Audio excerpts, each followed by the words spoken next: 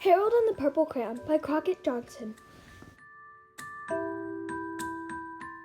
One evening, after thinking it over for some time, Harold decided to go for a walk in the moonlight.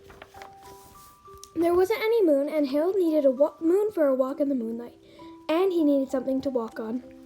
Long straight path so he wouldn't get lost.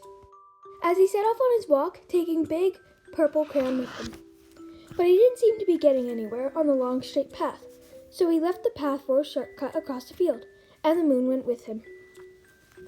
The shortcut led right to where Harold thought a forest ought to be. He didn't want to get lost in the woods, so he made a very small forest with just one tree in it. It turned out to be an apple tree. The apples would be very tasty, Harold thought, when they got red.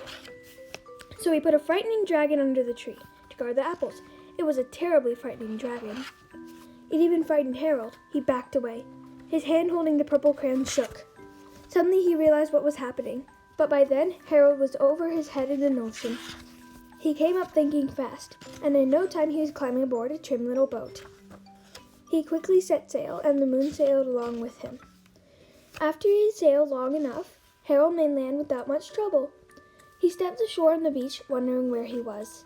The sandy beach reminded Harold of picnics, and the thought of picnics made him hungry. So he laid out a nice simple picnic lunch. There's nothing but pie, but there were all 9 kinds of pie that Harold liked best. When Harold finished his picnic, there was quite a lot left. He hated seeing so much delicious pie go to waste. So Harold left a hungry mouse and a deserving porcupine to finish it up. And off he went, looking for a hill to climb to see where he was. Harold knew that the higher up he went, the farther he could see. So he decided to make the hill into a mountain. If he went high enough, he thought, he could see the window of his bedroom. He was getting tired and felt he ought to be getting to bed. He hoped he could see his bedroom window from the top of the mountain.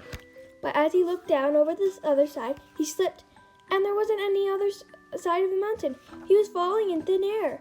But luckily, he kept his wits and his purple crayon. He made a balloon and he grabbed onto it.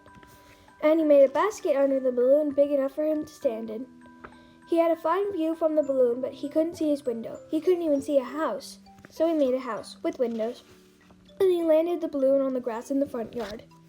None of the windows was his window. He tried to think where his window ought to be. He made some more windows. He made a big building full of windows. He made lots of buildings full of windows. He made his whole city full of windows. But none of the windows was his window, and he couldn't think of where it might be. He decided to ask a policeman. The policeman pointed the way. Harold was already going anyways. But Harold thanked him. As he walked along in the moon, wishing he was in his room and in bed, then suddenly, Harold remembered.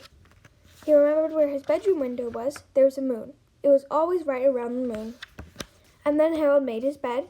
He got in it, drew up the covers, and the purple crayon dropped to the floor, and Harold dropped off to sleep. We're checking out Harold and the Purple Crayon by Johnson.